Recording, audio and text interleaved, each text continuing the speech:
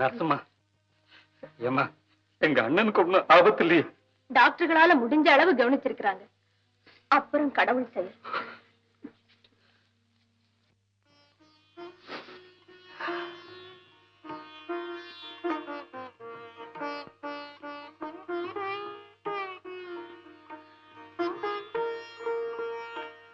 மோகனா, மோகனா, என்னம்மா அது? பூஜாரியே கதின்னு கிடக்குறீங்க. வரதா, அவர் நலமடையணும்னு கடவுளை பிரார்த்தனை பண்ணிட்டு இருக்கேன். இந்த பாரமா, நீ கொஞ்சம் கூட கவலைப்படாத. அவர் சீக்கிரம் குணம் அடைஞ்சிருவாரு. வரதா, மெட்ராஸுக்கு போனாரே, உடம்பு எப்படி இருக்குன்னு ஒரு லெட்டர் போட்டாரா?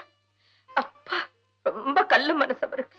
என்ன செய்யறதம்மா, இளைய மனசுடையவங்களை தான் கடவுள் கொஞ்சம் அதிகமா சோதனை பண்ணிடுறாரு. மெட்ராஸுக்கு போய் எப்படியாவது ஒரே ஒரு முறை அவரை பார்த்துட்டு வந்துட்டா என் மனசு நிம்மதி அடைஞ்சிடும். நல்லா சொன்னேன். போ, மெட்ராஸ்ங்கிற வார்த்தையே உங்க அம்மா காலையில விழுந்துட்டுனா அப்புறம் நாம எங்க போறது? என்னடா என்னமோ குசு குசு மந்திரம்? அதெல்லாம் கொச்சு கொச்சு மந்திரம் அதெல்லாம் ஒண்ணு இல்லாம தந்திரம் கிடையாது. அதாவது மோகனா என்ன ஒரு சாமி கதை சொல்லு அப்படின்னுச்சு. என்னடா கதை? என்ன வளர்ற? நான் ஒழுங்காத்தான் பேசிட்டு இருக்கேன், நீங்க வந்தா தான் வளர்றேன். என்னம்மா என்ன சொல்றாங்க? எனக்கு என்ன தெரியும்? உன் தத்து புத்தனகிட்ட நீயே கேட்டுக்க. நீ தப்பிச்சுட்டு போயிட்டு. என்னடா என்ன விஷயம்? ஒண்ணு இல்லம்மா, வாங்க சாமி கும்பிடுவோம். என்ன விசேஷம்? நாம கொஞ்சம் பாவமா பண்ணிருக்கோம், வாங்க கும்பிடுவோம். சும்மா வாங்க.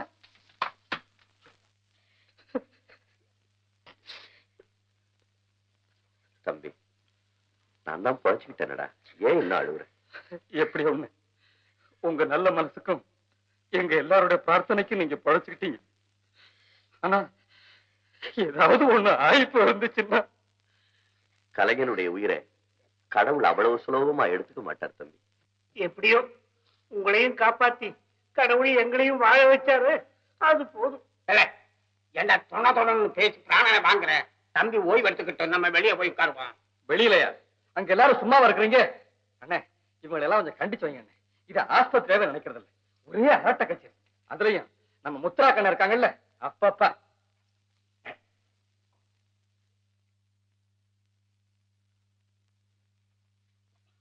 அண்ணே வாங்க வாங்க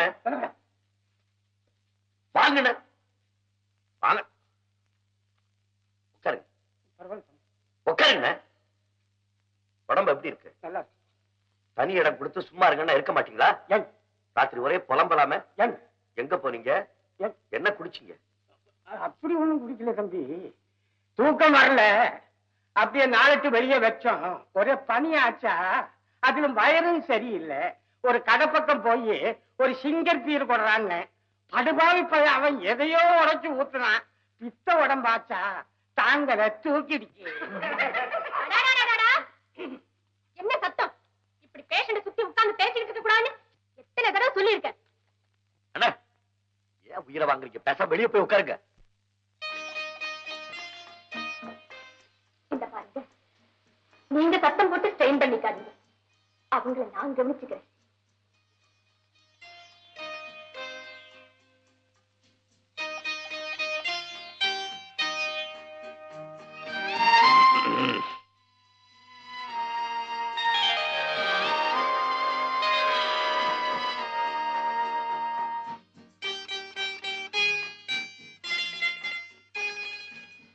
மோகனா,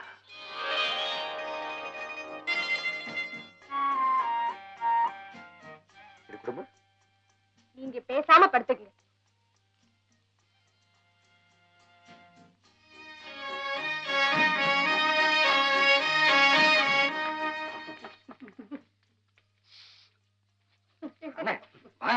ஆஸ்பத்திரியா லட்சணமா நினைச்சா தானே அசிங்கமால உங்களுக்கு?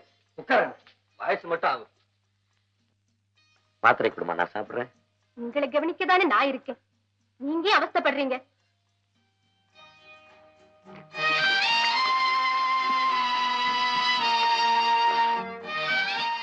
என்னுடைய பணிவிட உங்களுக்கு பிடிக்கலையா? அப்படிலாம் ஒண்ணும் இல்லம்மா, எனக்கா நீ ரொம்ப சிரமம் எடுத்துக்கிறியே, அதான் ஏன்னு புரியல. உங்ககிட்ட தனிச்சு ஒரு விஷயம் சொல்லணும்னு நினைச்சுக்கிட்டு இருந்தேன், அதுக்கு இன்னைக்குதான் சந்தர்ப்பம் கிடைச்சது. என்ன சொல்ல போற? அவசரப்படாதீங்க, சொல்றேன்.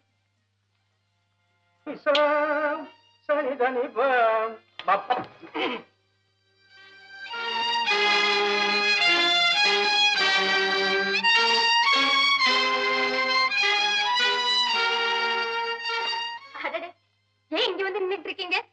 வாங்க, கமா, சும்மா வாங்க.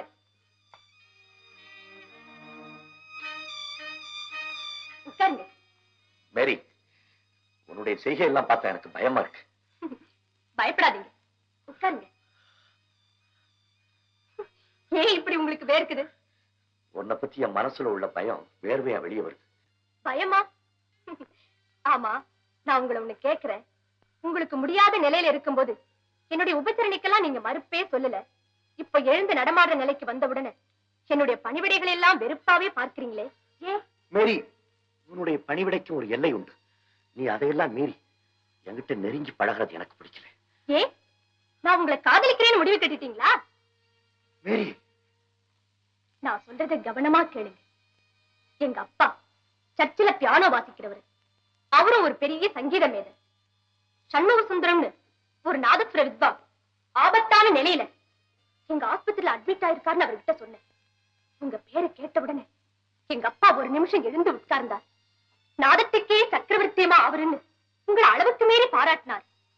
அதோட உன் வாழ்நாள்ல உன்னை பெத்த தகப்பனுக்கு நீ ஏதாவது சேவை செய்யணும்னு நினைச்சிருந்தேனா அது அந்த மகானுக்கே செய்திடுமான்னு என்கிட்ட சொன்னாரு.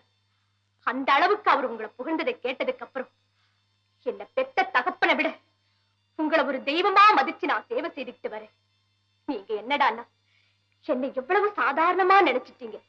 ஏயா, உங்களுக்கு நாதஸ்வரம் மட்டும்தான் வாசிக்க தெரியும் போல இருக்கு.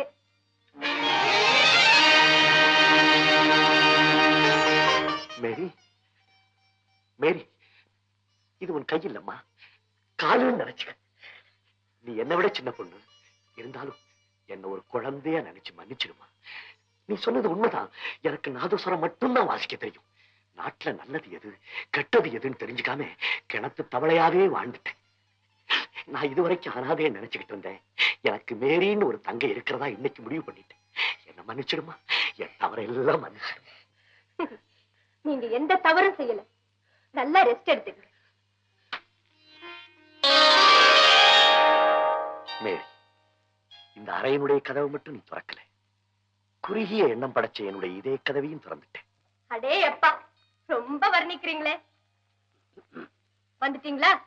ஏயா, உங்களால ஒரு 5 நிமிஷம் வெளியில உட்கார்ந்து இருக்க முடியாதா? அம்மா மாரியம்மா.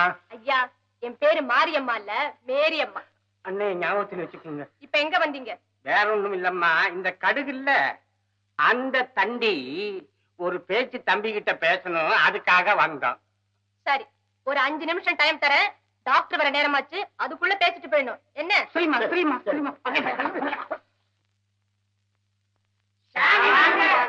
கிட்டவையோ சாமியா, வாங்க வாங்க வாங்க, உட்காருங்க. என்ன சண்முகம், இன்னைக்கு உடம்பு எப்படி இருக்கு? நல்லா இருக்கு சாமி. ஏதோ பகவத் கிருபையில தலைக்கு வந்தது தலப்பாவோட போயிடுத்து. உன் விஷயமா டாக்டர்கிட்ட கன்சல்ட் பண்ணேன். ஒரு வாரத்துல டிஸ்சார்ஜ் ஆயிடலாம்னு சொல்லிட்டார்.